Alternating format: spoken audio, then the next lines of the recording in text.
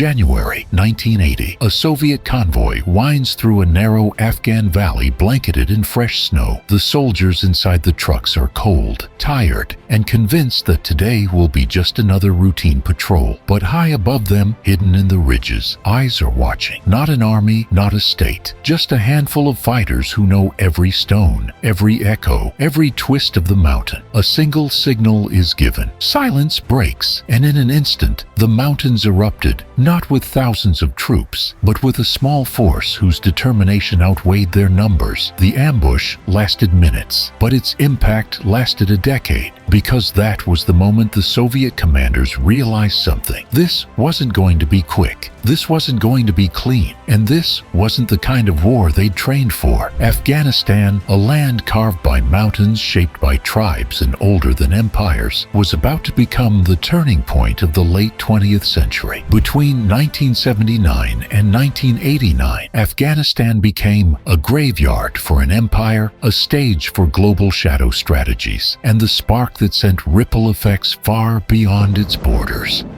If we really want to fight against them, we free Afghanistan. Not only Kandahar, all Afghanistan. Welcome to the Soviet-Afghan War, a story not of victory or defeat, but of consequences that still shape our world today.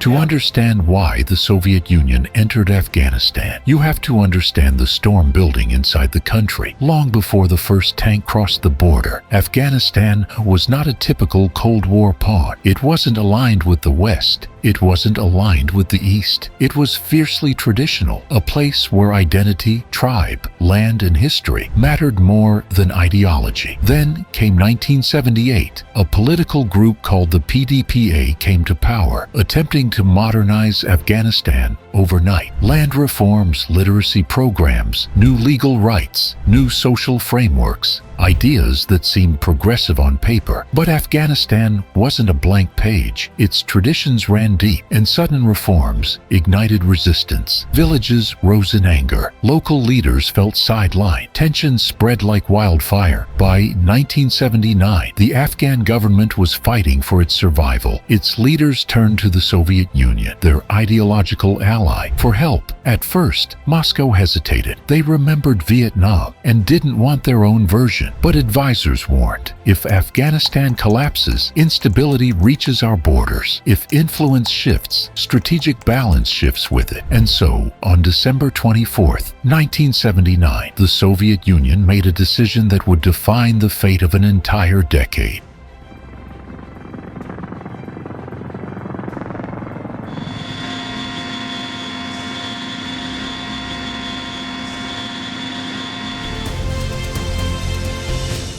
The Soviet invasion began with precision and confidence. Helicopters thundered into Kabul.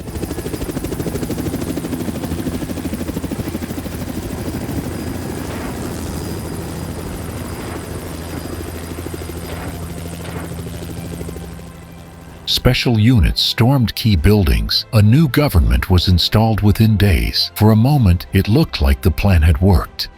But Afghanistan has a history of greeting invaders the same way. With resistance woven into the land itself, the mountains became watchtowers, villages became fortresses. Every valley, every path, every cave became part of a defense older than modern warfare. What the Soviets saw as a short campaign, Afghans saw as a fight for identity and survival.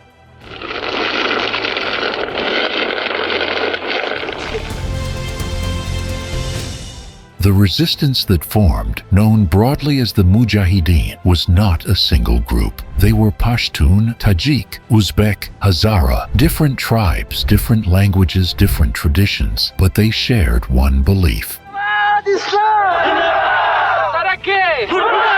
No foreign power should decide Afghanistan's future. They didn't fight like conventional armies. They adapted to terrain, relied on speed, and struck at the weakest points. For Soviet soldiers who expected clear battle lines, this was a different universe. And so, the war shifted from a swift intervention to a long, grinding contest of endurance.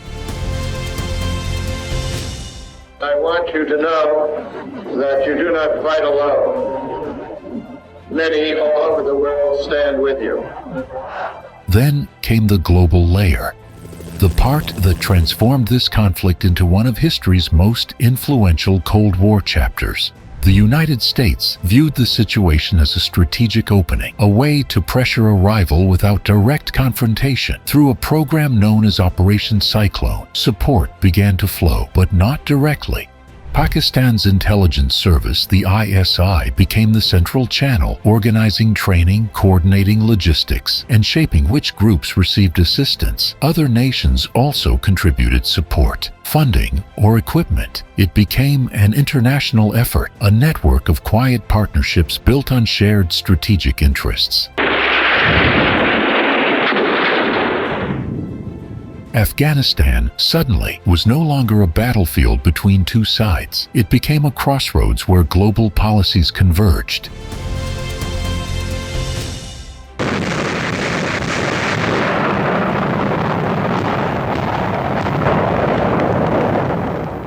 The Soviet military faced challenges deeper than they expected. They controlled cities by day, but not the valleys by night. Mountain roads were difficult to secure. Convoys were vulnerable. Weather turned simple missions into ordeals. And morale, far from home, facing an unfamiliar war, many soldiers struggled. Letters home painted a picture not of glory, but of confusion, fatigue, and uncertainty. Back in the Soviet Union, families saw changes too. Economic strain, rising concerns, and questions that had few answers. In 1986, the conflict reached a turning point. A new technology entered the battlefield, portable systems capable of challenging aircraft. Suddenly, Soviet helicopters had to fly higher. Supply routes became harder to protect. Air support grew riskier. This shift didn't end the war, but it changed its rhythm. The Soviet military now understood that success would require more troops, more resources, and more time. Three things in short supply back home.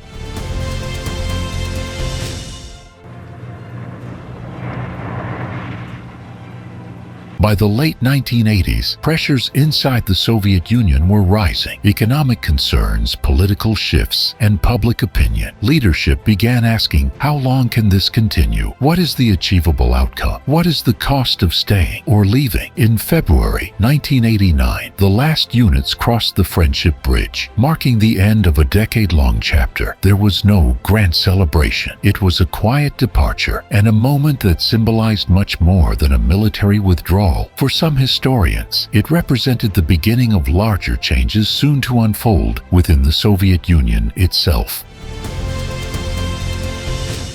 With the departure came new challenges. Groups that once stood united around a common goal now found themselves divided on the future. Regional tensions grew, governance fractured, uncertainty spread. During this period of instability, new movements emerged, seeking order, authority, and structure. Additionally, individuals from outside Afghanistan who had participated in the conflict remained connected to the region, influencing events beyond its borders. These developments shaped not just Afghanistan's internal landscape, but also broader global conversations in the years ahead.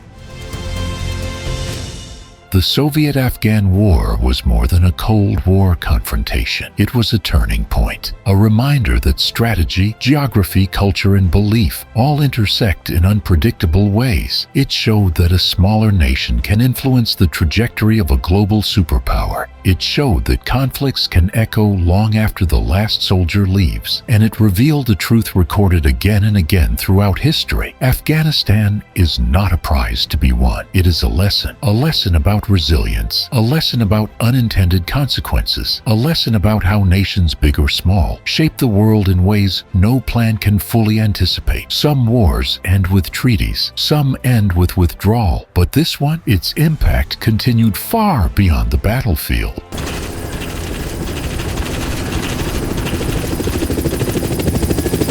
This was not just the story of a war. It was the story of how history turns, sometimes quietly, sometimes unexpectedly, and how a single region can influence the fate of nations.